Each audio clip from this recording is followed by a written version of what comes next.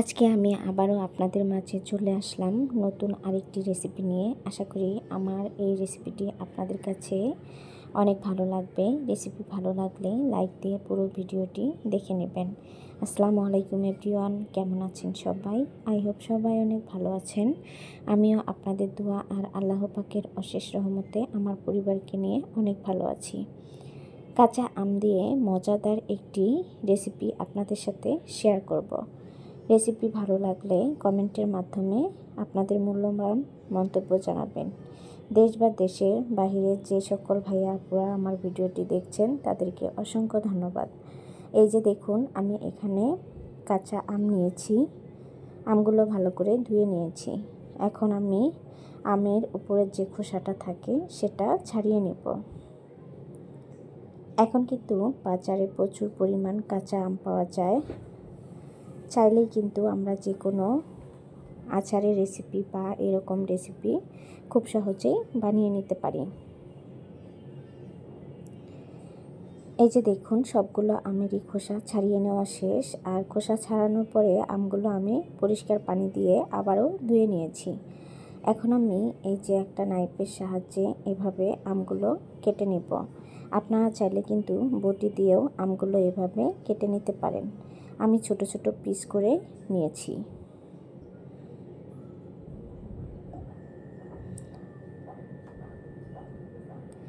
আমার সবগুলো আমি কেটে নেওয়া শেষ। সবগুলো আম মিলিয়ে এতটুকু হয়েছে।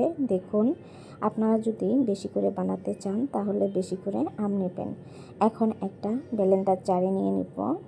আর আমগুলো আমি একবারে ব্লেন্ডার করব না, দুইবারে ব্লেন্ডার করে নেব। আমের একটা পিউরি বের করে নেব আমি। এই যে দেখুন, আমার ব্লেন্ড করে নেওয়া শেষ। চুলায় একটা টপার বসিয়ে সবগুলো আমের পিউরি এর মধ্যে দিয়ে দিব। আর হ্যাঁ বন্ধুরা, এটা কিন্তু অবশ্যই চালনির মধ্যে ভালো করে ছেঁকে নিতে হবে। এর মধ্যে যে লাঞ্চ আছে বা আঁশ আছে সেটা বের করে নিতে হবে। এখন আমি এর মধ্যে পরিমাণ মতো চিনি দিয়ে নিলাম।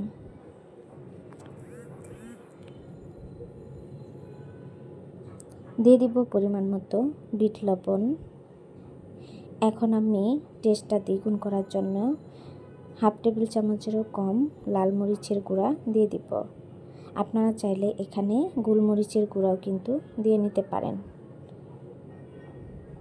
আমার হাতের কাছে গোলমরিচ ছিল না, সেজন্য আমি লাল মরিচের গুঁড়াটাই দিয়ে নিয়েছি। এখন আমি কিছুক্ষণ সময় নেড়ে চেড়ে সবগুলো উপকরণ ভালো করে মিশিয়ে নিব। আর চুলার আঁচটা মিডিয়াম টু লোয়ের মাঝামাঝি করে এটা জাল দিয়ে নিব। আর এই রকম রেসিপি বানাতে গেলে অবশ্যই একটু ধৈর্য ধরে সময় নিয়ে বানাতে হয়। এতে করে অনেক পারফেক্ট হয় আর খেতেও অনেক ভালো লাগে। এই যে দেখুন, এটার কালারটা কেমন হয়েছে সেটা আপনারা দেখেই বুঝতে পাচ্ছেন। এই জন্য কালারটা সুন্দর করার জন্য এর মধ্যে আমি দিয়ে দিব ফুড কালার। আমি এখানে অল্প পরিমাণেরই ফুড কালার দিয়েছি। আর ফুড কালার যে কোনো মুদির দোকানে গিয়ে বললেই ওরা দিয়ে দিবে। আর এটা আশা করি কম বেশি সবাই চিনেন। এই যে দেখুন, আমের যে পিউরি এটার থেকে কিন্তু বলক চলে এসেছে। আর এটা কিন্তু অনবরত নেড়ে চেড়ে জাল করে নিতে হবে, তা না হলে কিন্তু নিচে লেগে যাবে আর খেতেও ভালো লাগবে না। এই যে দেখুন কতটা ঘন হয়েছে, সেটা কিন্তু আশা করি আপনারা দেখেই বুঝতে পারছেন। আমার এই সহজ রেসিপিটি যদি আপনাদের ভালো লাগে তাহলে প্লিজ আমার চ্যানেলটি সাবস্ক্রাইব করে দিয়ে পাশে থেকে যাবেন। আর যারা অলরেডি সাবস্ক্রাইব করে দিয়েছেন তাদেরকে অসংখ্য ধন্যবাদ। এই সময় অনেক জোরে জোরে নাড়তে হবে যাতে করে নিচে পুড়ে না যায়। দেখুন কতটা ঘন হয়েছে।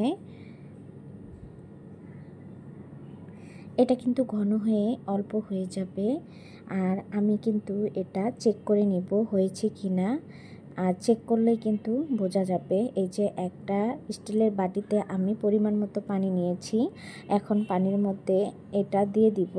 যদি মনে হয় যে হাতে ধরলে হাতে চলে আসছে তাহলে এটা হয়ে গিয়েছে, নামিয়ে নেব। আর এই যে দেখুন, আমি হাত দিয়ে ধরছি, এটা কিন্তু হাতের মধ্যে দলা পেকে আসছে না, ছুটে যাচ্ছে। এই জন্য আরও কিছুক্ষণ সময় আমি ভালো করে জাল করে নেব। বাজারে কিন্তু এখন প্রচুর পরিমাণের কাঁচা আম পাওয়া যায়, তাই আর দেরি না করে ঝটপট করে বানিয়ে নিতে পারেন এরকম মজাদার রেসিপি। আশা করি আমার এই রেসিপিটি আপনাদের কাছে ভালো লেগেছে।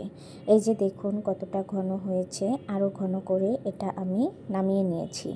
এখন আমি একটা স্টিলের প্লেট নিয়েছি, এর মধ্যে তেল ব্রাশ করে নিলাম। আমি খুব সহজভাবে অল্প কিছু উপকরণ দিয়েই এই রেসিপিটি আপনাদের সাথে শেয়ার করলাম। আমার হাতের কাছে কোনো রকম প্লাস্টিকের মোল্ড বা সেট করার মতো যে মোল্ডগুলো থাকে সেগুলো নেই, সেজন্য আমি খুব সহজেই এভাবে আপনাদের সাথে শেয়ার করলাম। এখন এই যে দেখুন আমি সবগুলো একইভাবে দিয়ে নিব। তেল দিয়ে নিয়েছি, এজন্য এটা খুব সহজেই উঠে আসবে, আর এটা ঠান্ডা হওয়ার পরে অনেকটাই শক্ত হয়ে যাবে। একদমই সহজ আর ইউনিকভাবে রেসিপিটি আপনাদের সাথে শেয়ার করলাম।